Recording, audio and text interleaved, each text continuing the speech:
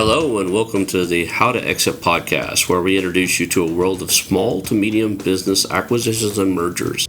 We interview business owners, industry leaders, authors, mentors, and other influencers with the sole intent to share with you what it looks like to buy or sell a business. Let's get rolling.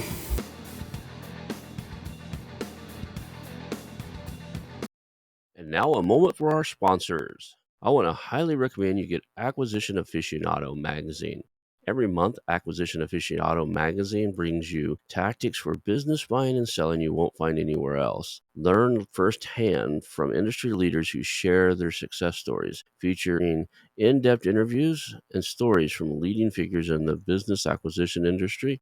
This multi-platform mobile magazine speaks to acquisition entrepreneurs wherever they are in the journey. And I want you to visit acquisitionaficionado.com today. Hello, and welcome to the How2Exit podcast. Today I'm here with Robert Nance. Thank you for being on the show. He's the CEO of, is it Malu Investment Group? Did I pronounce that right? That's the private equity firm, but Small Biz Acquisitions is the little acquisition firm that we're Okay. partnering with people right now. The Small Business Acquisitions Group. Okay, cool. So let's just kind of start off in your origin story. How did you get into investment and leading up to the skill set you have now and what you're up to? Kind of how did you get started? Many years ago, I used to build companies, a couple of restaurants, a little manufacturing company, and this was back in the 90s. So 93, 94, built a little manufacturing company and sold it for some real estate in Dallas, Texas, and some cash and 2 free and clear pieces of real estate. Quickly realized that the actual value of the real estate was greater than the perceptual value. And as you buy on perceptual value, and you can get loans on actual value. And the reason is the area was an area in transition. And so over the next year and a half, 2 years, about 2.5 years, I bought 125 pieces of property. And this led up to 1999 when I bought my 125th piece that included, it was a 20,000 square foot building downtown Dallas, but it included a Mexican meat distributor doing $6 million a year in sales. I was like, what the hell you can do with a Mexican meat distributor? I said, I don't know. I have no idea. But it was free because the building, in effect, it was free because the building was, I paid 1.2 million, I think, for the building.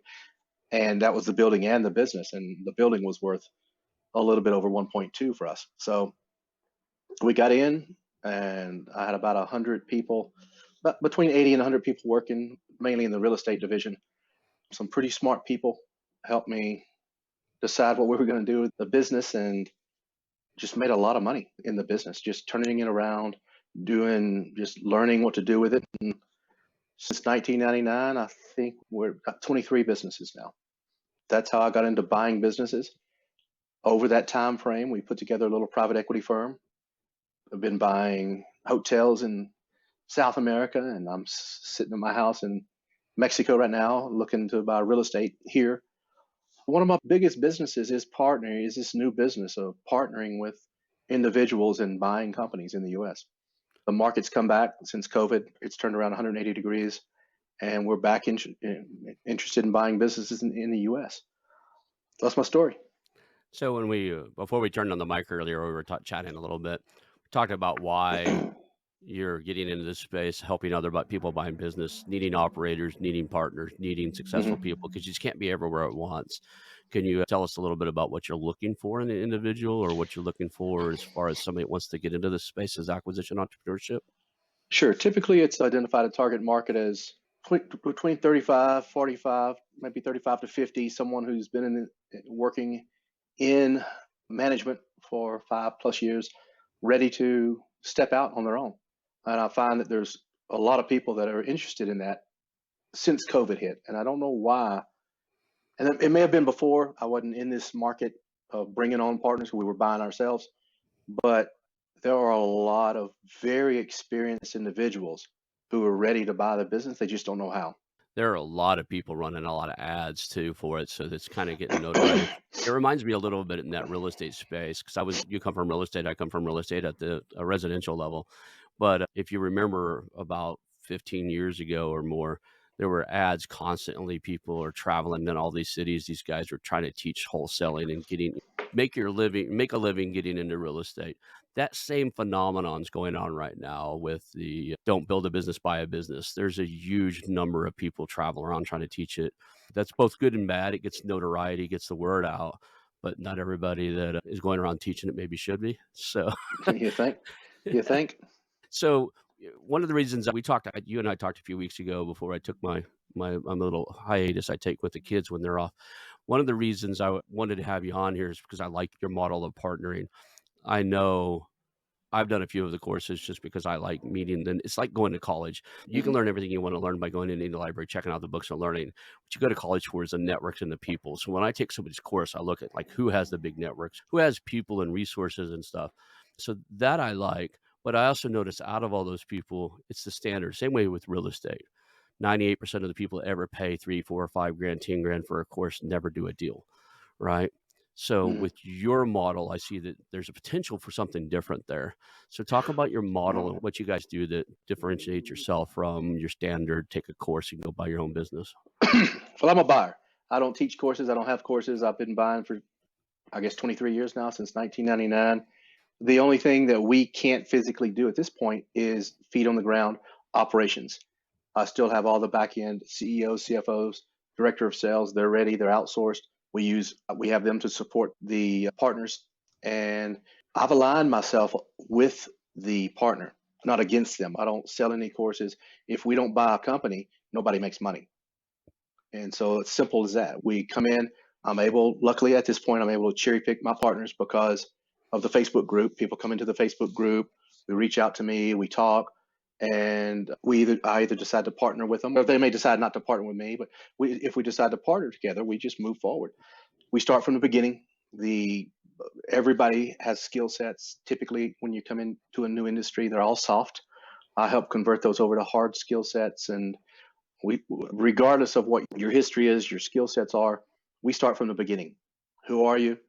We create a roadmap to the first acquisition, industries, geography.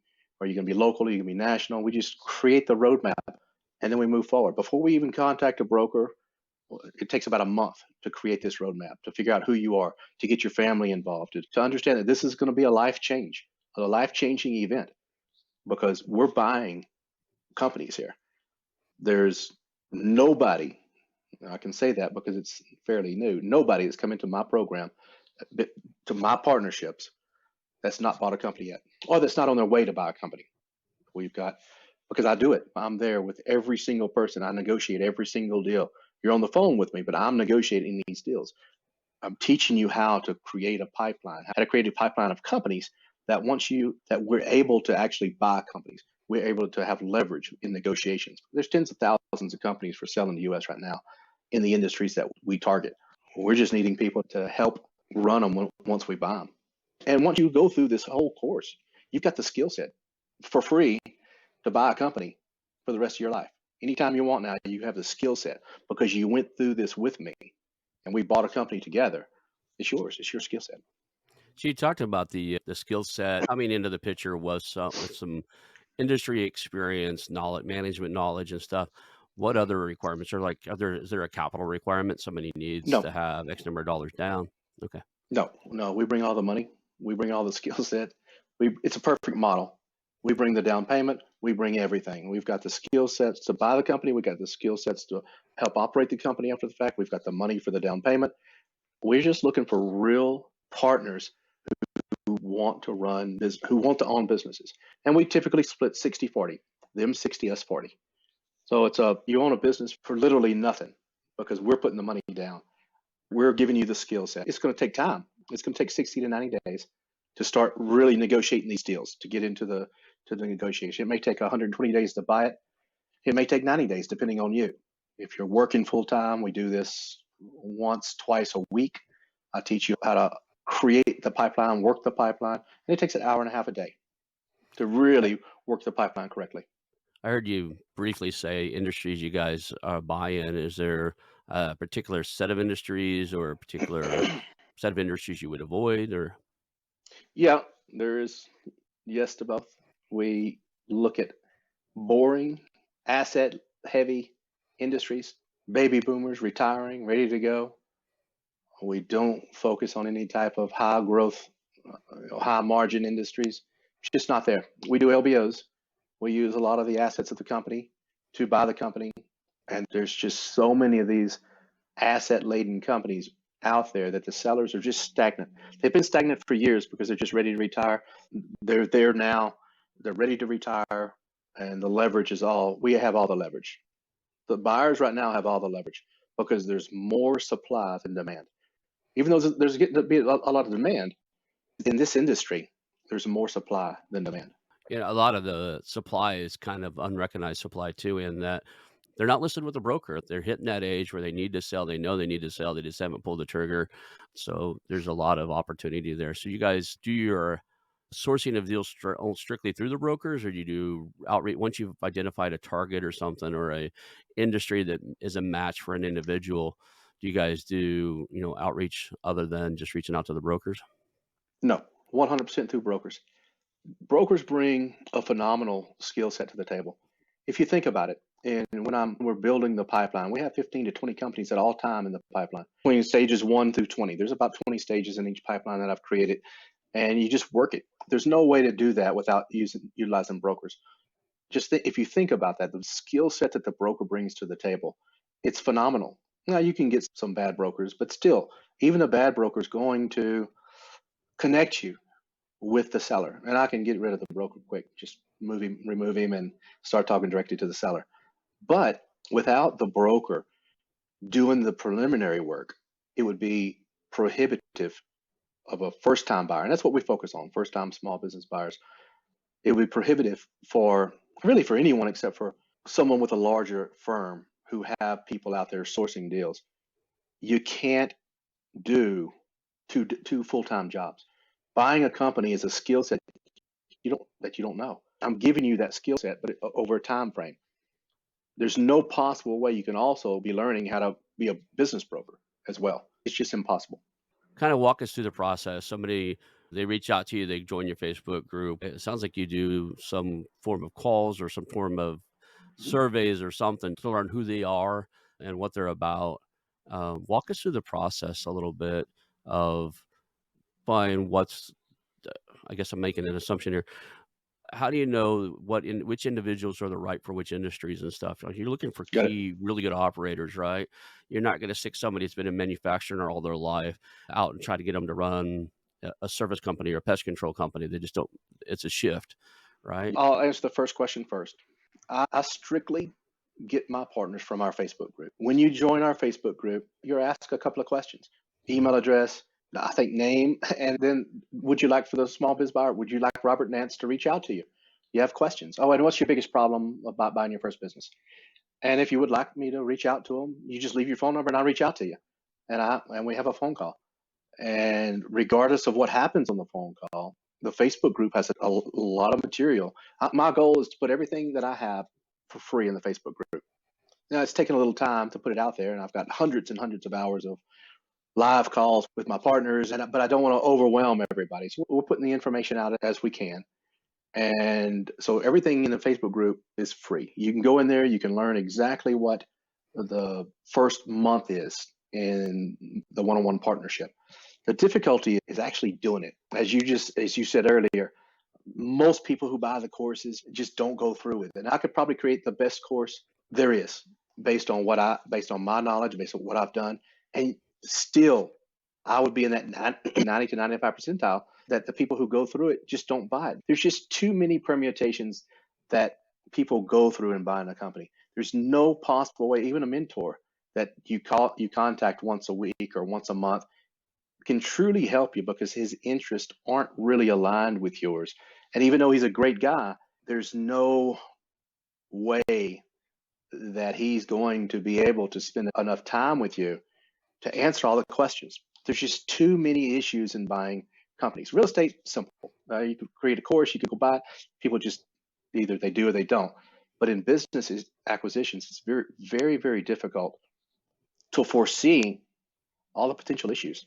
I can get that because inside of the real estate space for a little while, I was coaching individuals and stuff. I'd done a few hundred deals myself and over the years.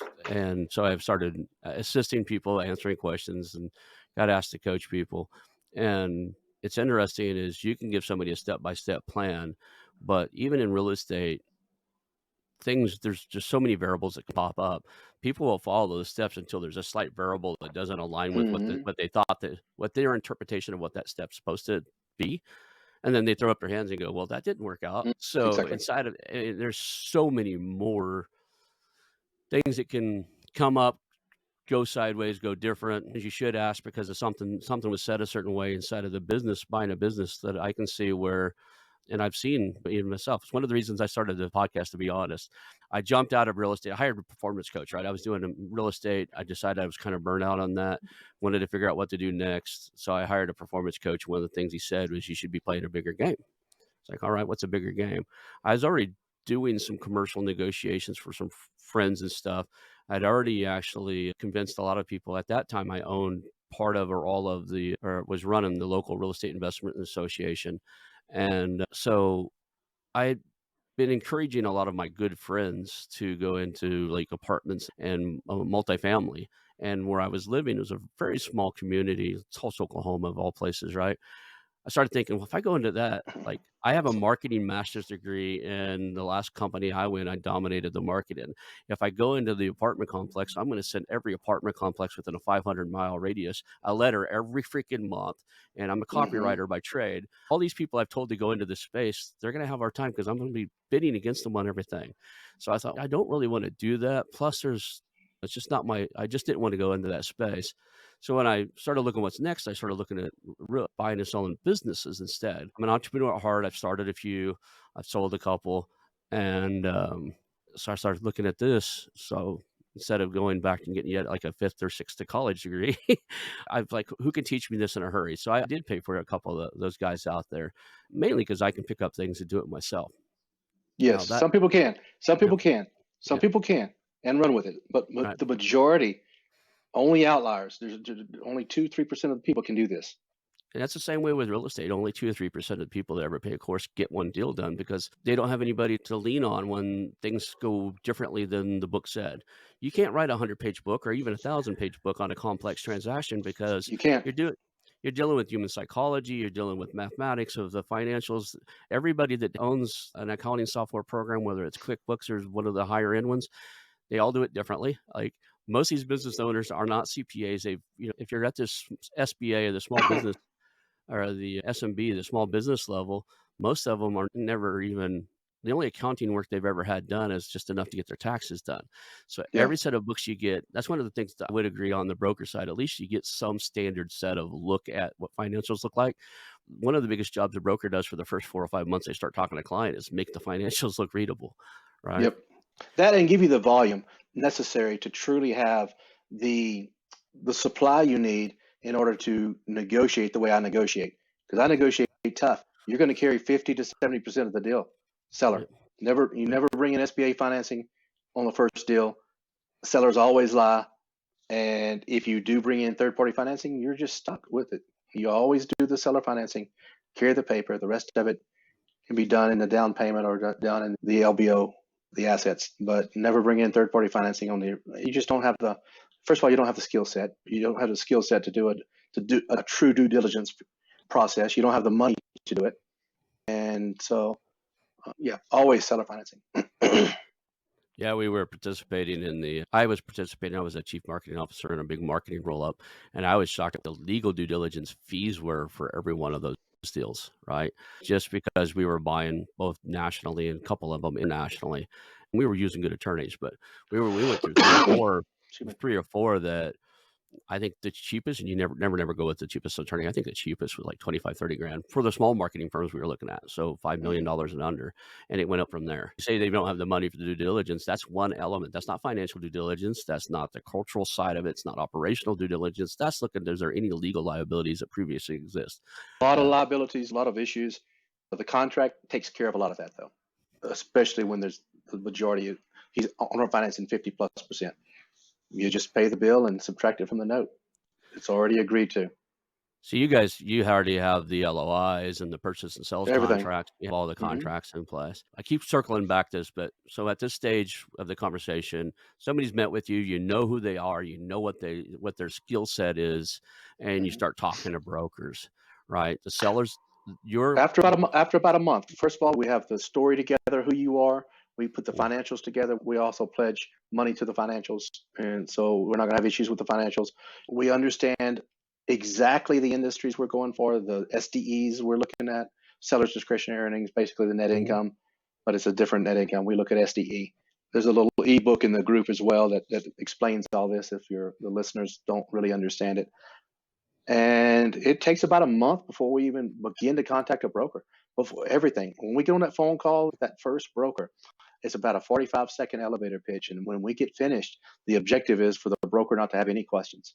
And so it answers every question. The worst thing you can do is have the broker start asking you a bunch of questions, and especially as a first time buyer. So the test is perfect.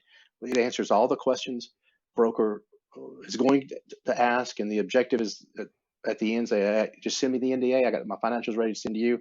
Broker says, sound great, and that's it. So you mentioned foot on the ground and having people. Are one of the cool things about having feet on the ground in the local, it's interesting is people that see you every day treat you differently once you leave, right? When you say feet on the ground, are you wanting the individuals that reach out to you, your interface group, they're in your program, they're working with you, your partners, you call them partners, they're not Yep. coaching clients or something, they're partners. So, No, they're my partners. so your partners, you want them to be looking in their local market because they're feet on the ground, or are they going to have to move to a particular location? What's your game plan on about where they're physically located? That's part of that month criteria to the first acquisition. It's part of the roadmap, and one of it is geography. So we sit down and figure this out. Are you going to be local, or are you going to be moving? What does your wife think? Everybody involved here. This is a life-changing event. But we're buying companies that are making 500 plus a year, so it's worth it. Right. But everybody has to be on board. If it's a national search, if we're looking national, okay, so what cities? What cities do you want to move to? What cities do you want to be in? This is part of that month-long process that we go through. These conversations that you have with your wife as my partner, because the last thing I want is outside influences, not understanding what we're doing and wrecking this deal 2 or 3 months into it. Because I spent a lot of time and a lot of money in Yeah. this deal, so you can't just in 2 months figure out. Well, my wife says this. We figured this out in the beginning, and Pro- then we move forward. You made me laughing because I promise you, if it wasn't for my wife, I would have never moved back to California. I love the scenery here. It's absolutely beautiful. I'm sitting in a redwood forest. I drive to the ocean on a daily basis if I want to. I was telling you before the show, I'm in a tiny home. I might actually buy like a mobile podcast unit. And I'll just go sit at the damn ocean and run my podcast and look out No, at it's the water cool. while I'm doing. The coolness is that that's cool. It's a bad environment for acquiring businesses and being like the taxes here are absolutely insane. So if you'd asked me, if we were doing a search, you and I were working together, and you said where you want to go, I would probably list a bunch of places I wouldn't go. So I could see where that's important. There's some places where my wife would list that she wouldn't go. One of the Hmm. reasons we're doing what we're doing is because we want to be able to move around. It's why we bought the tiny house. It's why we sold our little 5 acre farm. We want to be able to pack up and move when something sounds cool somewhere else. When I'm talking to business sellers, I was like, well, what does your wife think about this? What does your wife do in the business? Well, That's a good question to ask a lot too. so that's one of the first things we do. Typically, a seller's wife is on that paper. Everything has to be done, and we do it in the beginning. I've been through so many situations over the 23 years that it's very difficult to get something past me. It's very difficult for me to forget something because typically it's on paper. The questions are on paper. That's in the first conversation with the broker and for sure with the seller. We just talk to them and figure out what they're doing, what their objectives are. I do the same thing with my partners because really we're partnering with these sellers. These sellers are the bankers. These sellers are going to be in our lives for the next 5 to hopefully 10 years if I can negotiate that. They're our partners too. Everybody's our partner. Everybody has to win in this situation. And we have to understand all the parameters, everything that's going on in everyone's life, even though it changes. I have to structure a deal that's a win-win for everybody. And that's how we're successful. I listen. I'm good at listening, and I understand that even though sometimes sellers say one thing, they really mean something else, and I can flesh that out during the negotiations. I've been through a few of them so far where it just takes one person to be out of sync. I brought up on the show a bunch of times. There's a little soap company in Oklahoma. I'd say little. It's doing a few million a year. It's an organics type of soap company. They make a few other products. But if you look at everybody involved in the transaction, the wife really wants him to sell. He's in his 70s, close to 80s. His son doesn't want to run it anymore. He's a sales guy. His best Typical. friend, one of his best friends, it used to be a broker and bought a business from him. They're still good friends. He's the one that called me and says, "Hey, you really ought to talk to the guy." I know him because he wanted to be an investor in my real estate. So I knew him. He knew me. Okay, I'll talk to him. He doesn't want to. He's like, in his mind, all his friends that have sold recently passed away with 1 or 2 years. Like, I'm not ready to die. I'm not selling. This is what keeps me moving and keeps me gets me out of bed in Yeah. the morning. So I get it. In his case, everybody around him says, "Hey, you just built a 750,000, which is a lot of money in Oklahoma, a lake house. Your wife wants to go to the lake house and retire and enjoy life, and she's tired of going to work every day. And your son's kind of liking to use his degrees and do something differently." The seller's the one that's reluctant in that case. But it takes one cog in the wheel, right? One person that's out of sync. If the wife's like, "Nah, I really don't think we should sell that guy," or even the son's like, "Hey, I really think after really thinking about this, I've been working here for 15 years. I'd like a shot at running it." You got to know that whole environment Everything, and where. everything. And in one conversation, I can usually figure that out. Who's on board? Who's not on board? Who's the external influence that's gonna kill this deal? That's another reason why you use brokers, because I've got 15 others behind. Okay, great. I'll put you on hold. We're here, no problem. Next. That's why you've got to have these 15, 20 companies in the pipeline. That's what I told him. So look, everything changes with time and circumstances. If it ever comes up to the point where you're ready to do something different, I'm here, man. Probably going to be interested then too. That's Hmm. just kind of where I left him because I'm not going to push somebody or try to negotiate somebody to do what they want because chances is you'll spend all that time at the last second they won't sign the doc, No, you right? can't. You can't push them. So I'm trying to follow a timeline here. So somebody's come with you. You've already spent the month. You know what they're looking for. You made that Hmm. first call with a broker. They're listening in with you on this conversation, Hmm. right? You've already asked some questions. Some like you're starting to build rapport with that business owner. You've already built rapport with the broker, right? How do you know a Yeah. deal's a good deal? How do you work with your partners, the people that you're in your Facebook group and you're buying businesses with? How do you show them pick this company versus that company? You've got 3 deals on the Well, table. What is your criteria? good question. At this point, we're a month into. They're already my partner. We're Mhm. a month into learning what to look for. One of the first, let's say, tasks is to, once we finalize the roadmap, is to go out and find 5 companies you're interested in. And we get back together and we go over why these companies don't work at all, typically, because you just don't know what to look for in the beginning. That's probably the first, aha, okay, I get it. I get it. I understand. That's probably the first aha moment that they have, because we really start targeting exactly like you said earlier, where I don't want to live and where I don't want to buy. This is what you learn. Typically, the majority of things in life is what not to do. There's only a few things that you learn that this is what I do. And so our first lesson is what we learn what not to do, what we're not looking for. And so I analyze each one of those deals and explain real quickly why it's not what we're looking for, why it doesn't fit our roadmap. It doesn't fit what you said. I see this in everybody, regardless of the intelligence level. I see it in everybody because it's just a novel experience. You've never done anything like this. And you can bring all your intelligence levels, you can bring all your past history, and everybody's the same. They don't know what they're looking for. So, regardless of what I put out on the site, regardless of what books you read, you just don't know until you go through that first exercise. Then we go through the second one. And at that point, they're pinpoint. They know exactly what to look for. And they're out bringing companies into the pipeline. So inside the pipeline, I insert myself at different levels. Typically, in the beginning, it's at the level of analyzation. So they go out, they get the NDA signed, they get the company info packet, and then we start analyzing them. And that's where I'm inserting myself in the beginning. We're talking to brokers. This is the second month. We're negotiating these deals. We're talking to brokers, and we're analyzing the deals based on what the criteria of the roadmap is, which is the important piece. We don't do anything that's outside that roadmap, that criteria for first acquisition, unless we change it. If we change it, we never do anything outside the roadmap. We can change the roadmap because it's a living document. If it changes, if the criteria changes, if new knowledge causes you to have an epiphany and say, okay, I want to do this, and we talk it through. And if we say, okay, let's do this, we change the roadmap and we look for companies that always fit the roadmap. I'm negotiating the deals. So I can read financials pretty quickly. And so I'm teaching people how to read financials. I'm teaching you how to come in and look for these LBO type deals, these heavily laden companies, and what constitutes a target company for us. what does constitute it just by reading on Biz Buy Sell. That's typically where we start, Biz Buy Sell, and we have a roadmap. We know exactly what to look for, and now we know exactly what not to look for.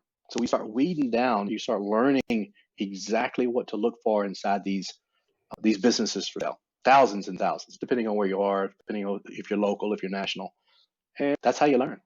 I remove myself from that analyzation once you learn how to analyze it, and I insert myself in a little bit further down in the pipeline.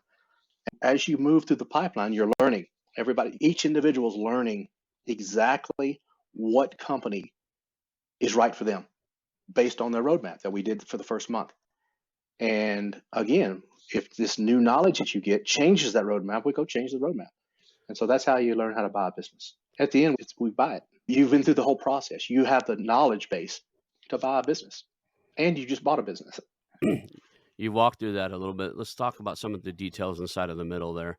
We kind of covered up to the point now where we've talked about, like, you're on the phone with them, you're helping negotiate. Let's kind of run the scenario. The business owner comes up with the price. You negotiate a price, and it's closing. It's time to do the due diligence. You've got your LOI signed, the letter of intent is ready, and you're starting to look at due diligence. Because you're doing owner finance, it releases some of the pressure of needing a deep, expensive due diligence. But what level of due diligence do you and your team help that new partner with? All the due diligence, because we're the partner. We own 40% of this deal, and we do all the due diligence. You'll learn that process going through it with me. It's much lighter than what you would expect because of my knowledge, what I look for, what I've been through, what I know to look for. Now, I do use CPAs. I do have them, but I have a CFO. He does most of the deeper work, but he's on staff. He works with me. And so it's not the way I structure the contracts. It's not necessary to spend $10,000 or $20,000 on due diligence. It's just not necessary because they pre-approve any outstanding liabilities, anything that's not disclosed in that contract and attached to that contract. And we close at a title company. Everything's done through the attorneys. It's just subtracted. It's just subtracted. If I have to pay it this month, I'm just subtracting it from your note. If you got a problem with it, okay, now we can argue. Or we can figure it out. But I'm subtracting it from the note this month because I just paid your bill that you didn't tell me about. You can't do that with any type of other third-party lending. You pay the bill and you pay the note. That's just one of the reasons you don't bring in third-party financing. There's many other reasons, at least in the beginning. You can convert it out after, and I'll do this sometimes, after a year, let's say, after 18 months. Everything about the business is that point. I don't have any issues bringing in third-party financing at that point. It's just that you cannot afford due diligence on a small business as a first-time buyer, not knowing what you're doing. You just can't do it. There's just too many issues. I got it. You talking about not bringing outside in financing. Do you guys do anything like you said you're looking for asset-rich companies? Is that just because if something goes wrong, you have the assets to sell, or do you guys do things like sell lease back on the assets and other ways to fund the deal? No, I'm using the assets to buy the part of the company.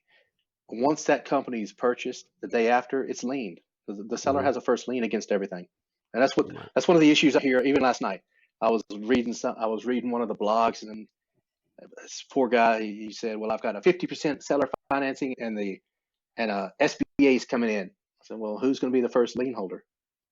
SBA. They want to prove it. And I said, "And I promise you, the seller's not going to be the second. Nobody. This isn't real estate. If something goes wrong in a business, it's done. It's imploded. The first is lucky to get his money out.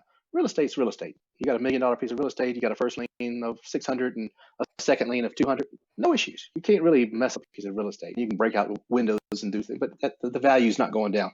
A business, it's dead. If they have to come in and foreclose, the business is dead.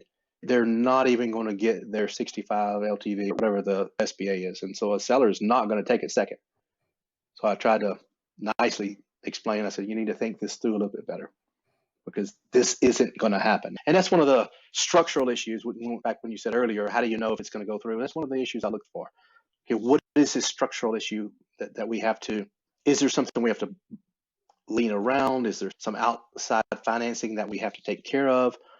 With seller financing only, they're going to get 100% of the company as collateral. So if I put down 30%, they're going to get they're going to be collateralized by 130%. The 30% I put down plus 100% of the company. So when you're negotiating, it's very difficult for a seller to say, no, I'm not going to take 130% collateral. Well, all right, what's wrong with the deal? Well, nothing's Yeah. wrong with the deal. Well, you're 100% collateralized. I'm giving you $300,000. This is a $1 million deal. I'm giving you $300,000 down at closing. That's 1.3 on $1 million. You're collateralized 1.3 on $1 million deal. Tell me what's wrong here. So it's just part of negotiation. You back them into a corner and they say, well, and then they start thinking. You just change perspective in negotiations. And kind of that's what we're pretty good at.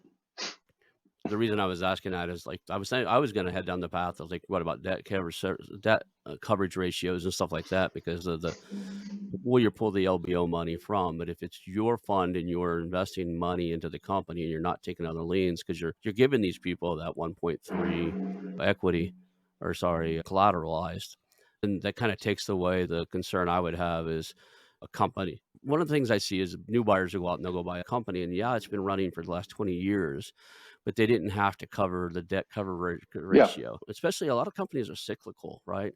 I own a little pest control company, and pretty much November, December, our business drops way down when it starts getting cold there, because other than mice, everything else runs and hides from the freezing cold in that market. Mm-hmm. Mice and bed bugs, cockroaches, I guess, is still, but like the ants and the termites and all the other things that go on. A lot of businesses are cyclical, but if you buy the thing in the spring, you're looking like, man, this thing's making good money. When people average things out through over the years, so they look at the yearly financials, and you don't plan ahead far enough, you can get yourself in trouble if you got a big OSBA loan and all of a sudden you're in the middle Well, of you get yourself in trouble with any loan, SBA or seller financing. It's the same thing. It's the same thing, except there's no personal guarantee in seller financing. But yeah, you take that into consideration. You have to. The debt service has to be taken into consideration. Okay. Let's talk about the operations of it, because we've already kind of talked about what it looks like to go in, negotiate, help buy, help close. You're closing a closing company. They own it, right? What do the day-to-day operations look We like? own it. Yeah, we own it. Sorry. Yeah, you and the partner own the company together. Yeah, we're partners in this deal. We're running this business Yep. together. They're operations, and Right. they own controlling interest. But we're there to support you. We're there. That's just bottom line is that's how we make our money. We don't make any money unless we close and we run these successful operations. We increase So sales, decrease liabilities, decrease costs. Our objectives. So they're the owner operator. Are they like at a CEO role with you have a fractional CEO they can lean on? There's something like you or somebody that can, hey, I'm in a situation. I've never been in this Yep. situation before. How do you help me? So the operations is supported by your team. Also, you have an accounting team. It sounds like you have at least a CFO level person, even if it's fractional for each of the businesses, that they can Mm-hmm. lean on and get more in-depth questions if they have that type of stuff. Sounds you probably have a tax plan around like tax reduction and make tax liabilities and stuff. What about for growth and stuff? Do you have like a marketing team and other people they Director of can lean on? sales. Yeah. Director of sales I've worked with for years and years and years. He's semi-retired. He's the best salesman I've ever come across ever in my life. Just comes in and he's very interested and he's coming on board with outsourced the sales team. He's leading the sales team, putting everything necessary in place. And then that's the key. Sales are the key. Increasing sales, increasing the volume, decreasing cost. And those are the two main focuses we look at after the acquisition to increase value. Now, another big piece is taking a company from I call it the absenteeism scale. And everybody wants to have an absentee run company. I'd say fully absentee is a number 10. And a guy who comes in every morning, opens the door and shuts it in the evening, that's a 0. So he's running the business every day. We look for about a 2, about employees that have companies that have about 10 or 15 employees, about 15, 20 years old. And these employees have been oppressed or repressed for the past years because the sellers just don't want to grow. They don't want to do anything. And these guys have aspirations. And I found this in every company I've ever bought, every one of them. There's always someone who's been there or 2 people that have been there since the beginning that just hate this guy. They just hate this guy, but they're good friends. But at the same time, this good friend's holding him down and not letting him grow. And we come in and we identify those people and we just immediately give them the raises, give them the titles, and they have the skill sets to run these businesses. So yeah, I'm looking for partners on the ground, and you're going to have to be on the ground to be. You've got to commit to that because we can't do this conversion without a partner of ours being there. Typically 6 to 9 months, we can convert that over. So in 6 to 9 months, you take them from, 2 where they're I keep remembering the old Dunkin' Donuts commercials. It's time to make the donuts. He's the first one in, just made the Every day. donuts. Yep. He comes in like That's every day. that's a It one. that's a 1, and then, He's there. you're trying to get them up to 6, 7, 8, 9 Exactly. somewhere, And it's easy to do and, if you know how to do it because the people are there. They've got the skills, they've got the ambition, they've got the motivation. They just don't have that ability because the seller's keeping them down because the seller wants to retire. He's done. so okay, they're out there now. I've had the company. I don't know what your typical holding period is. You've had the company, partner with the partner for, let's say, 1, 3, 2, 3 years now. He's running at a 7 or 8. What's the next step? Are you gonna do growth through acquisition, buy other companies, tuck them in? You gonna looking to help him exit? What's the long-term play Everybody's here? every partner's different. Okay. Every partner's different. Now, again, taking it from a 2 to an 8 automatically doubles the value. Think about it. Doubles the value of that company. Takes it from it puts it in a whole different spectrum. You're an owner operator or you're an absentee owner. That's a completely different spectrum. And so that right there at least doubles the value of that company. That's a pretty big hit, a pretty big win when we can do that. And that's pretty simple. But go back to your question, every partnership's different. What is your objective? I don't talk about roll-ups ever inside this group because there's just everybody in my group wants to buy their first company. But you've asked the question, so I'll tell you, I'm a buyer. I buy companies. That's what I do. That's what I've done. And that's what I love to do. So if I have a partner that wants to continue with me, this first piece is just require one company, and then you're on your own, unless you want to partner with me. So there's no long-term commitments. It's Mhm. the first deal. I'm going to teach you. We're going to buy a company together. At the end, you're going to have the skill set to go buy whatever you want, whatever company you want, and you can do it with me, or you don't have to. If you do want to, I'm absolutely interested in roll-ups. That's really how you make money. That's how you make a lot of money. But again, we're just getting started with this model, and I don't like to talk about too many stages out. But yeah, absolutely, I would. So that reason I was asking is like, do you classify yourself as a holding company? Do you classify yourself as kind of an intermittent? Sounds like you do a mix. Usually, like you'll hold when the partner wants to hold. You'll help them exit when they want to exit. So if somebody wanted to go in, like there's some good people out there that are really good at systems and processes and stuff.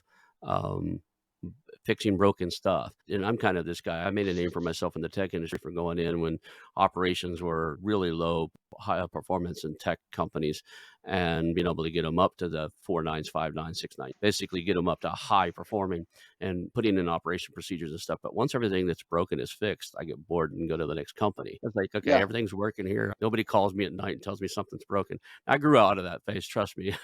I don't want to be called in the middle of the night anymore. I got 2 kids and stuff. But the point is that people have different things that they're really good at. There's different phases and stuff. So I would imagine some of your clients, they want to go in, they want to grow something, put systems, processes, and then they want to sell it and go find the next one. my You find it, partners. your partners. I'll get it. I'll get it. Everything inside this model, I'm Mhm, very flexible. mhm. Inside the business acquisition model, if I find someone who's great at it, who's great at turning this around, I'll buy them any company they want. Put them in, turn them around, I'll the next company they want. I'm looking for operational partners, and if you're great at it, I hope to be your partner. I hope to be your partner in the future beyond the first deal.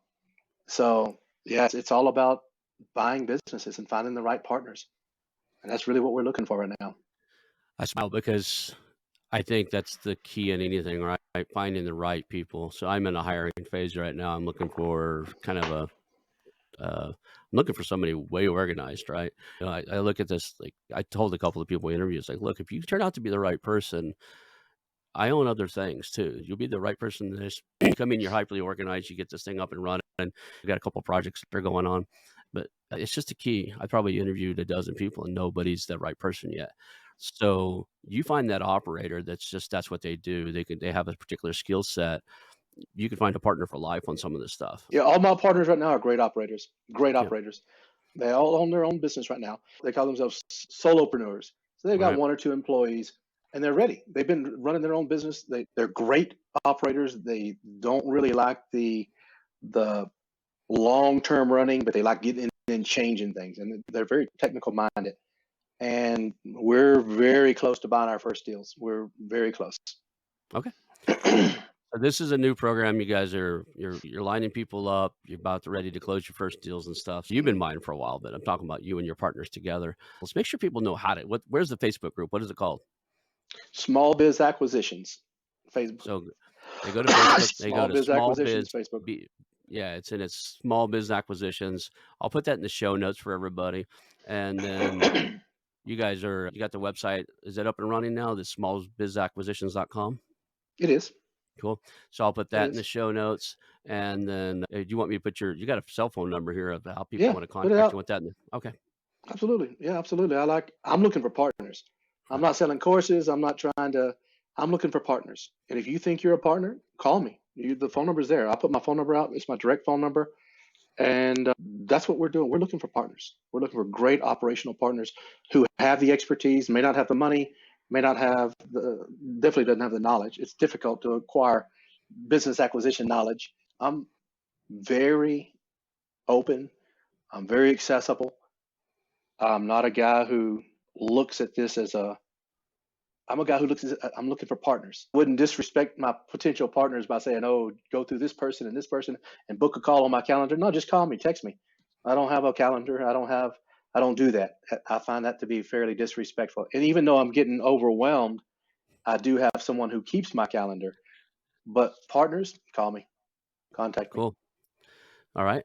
What's the big takeaway? If somebody they heard a podcast, they listened to you, and they can only remember one or two things from the call today, what would you want them to remember before they as part of what we covered? Buying a small business is very difficult. You need someone to help you. I'm looking for operational partners, people who are ready to take that step. If you fit that, I'd love to talk to you. I appreciate you, man. I really enjoyed what we talked about here. Is there anything else you want to add before we go? I don't think so. Anything that you can think of that I didn't answer? I know we went through the process. Just don't be scared to buy a company. Don't be scared to go into the Facebook group, Small Biz Acquisitions, and just look around. Go into the guides, listen to the videos, the audios. This will be in there eventually for a portion thereof. Buy a company. That's buying a company is the fastest way to change generational wealth. Awesome. I guess that's a good question. Do you have any support for some of these guys? They've been working, a lot of these guys, they've been working for the same company for 10, 20, 15, 20 years, whatever. They own a company now. Now their income is significantly increased, and not knowing how to manage that change can get themselves into problems too, right? They buy a bigger house, buy a fancier car, and then the next thing you know, they're in trouble because they over leverage their personal life. Do you work with them on how to manage that new increased income or suggestions, or you just look for that trait before you ever get partnered with? I look for the trait beforehand. I look for that trait beforehand. I don't partner with 20 somethings that still have something to prove and that still have to go buy all the Mercedes and the Lambos. That's not who we are. We're guys who buy boring companies that make a lot of money. And once you do that, you can go get your houses. I've got the houses. It, it's just that you have to do it methodically. And I watch that. I can see those traits quick. Partners are guys like me, serious guys that have run their companies that make money. These guys are already making money and they just want to step up to the next level. Got it. Just curious on that, just because I know some people that only acquired a company that's doing mid seven figures, $8-10 million a year in revenue. And Mm-hmm. within the first 6 months, they went out and bought a house that's 5 times bigger than theirs, bigger than they need. They went out and bought $200,000 pickup trucks, Ford T-Rexes. And I mean, they're just, I get it. You got the new money, right? Yeah, It's that nouveau reach. You got the new money, but yeah, man, they're still figuring out how that company runs. What are you doing? Right. yeah. And I look for those traits. I've got a certain background that allows me to look for traits and listen. Got a degree in psychology. I'll listen to that. Just listen. Mhm. Everything has to fit together. My partnerships, the sellers, everything has to fit together to form a great small business acquisition. It's a great world. It's a great life. But it's a life that I find that most people just come in and bounce around because either their intelligence level is too high and they think they can do it on their own. And some people can. Again, some people can do that. Most can't, even with a very high intelligence level. And then some people are just too cheap to come in and say, hey, listen, I need this. I want this partnership. and they're just not really ready to commit. There's the diamonds that I've picked out so far that are just perfect partners, just perfect partners.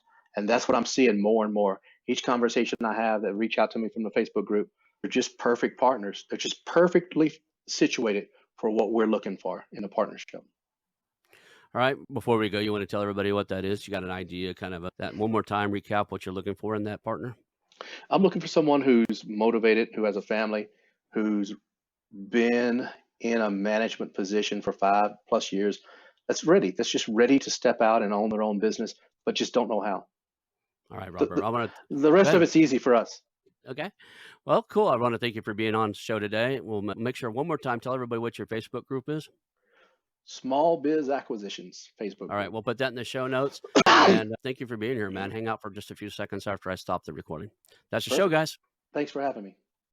Hey, it's your host, Ronald Skelton. I want to thank you personally for watching the show today and invite you to call our new hotline, 918 641 4150. That's 918 641 4150. Call us and tell us about our show, ask questions, suggest guests, or even tell me about a business you have for sale, and we'll reach back out to you. Again, that number is 918 641 4150. Call our hotline, leave us some information. Thank you. I want to announce our new channel partners, the ITX Marketplace. Since 1998, ITX has created $5 billion in value by selling more than 225 IT businesses in 20 countries. ITX works exclusively with IT-enabled businesses generating between $5 million and $30 million who are ready to be sold, and M&A decision makers who are ready to buy. For over 25 years, ITX has developed industry knowledge that helps determine whether a seller is a good fit for their buyers before making the match. ITX Mergers and Acquisition Marketplace we have partnered with has a proprietary database of 50,000 plus global buyers seeking IT service firms, managed service providers, Microsoft service providers, software as a service platforms, and channel partners with Microsoft, Oracle, ServiceNow, and the Salesforce space. If you have an IT-enabled business you're ready to sell, I want you to visit the itexchangenet.com/marketplace, how to exit. That link will be in the show notes. Visit them now.